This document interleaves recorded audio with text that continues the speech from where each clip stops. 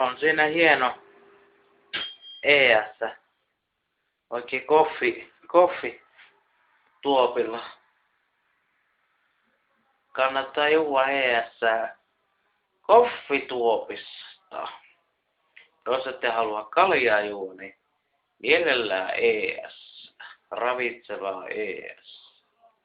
Niin se sanottu ainakin tuo Pasi Viheraho. Raikasta ravitsevaa ES. ES.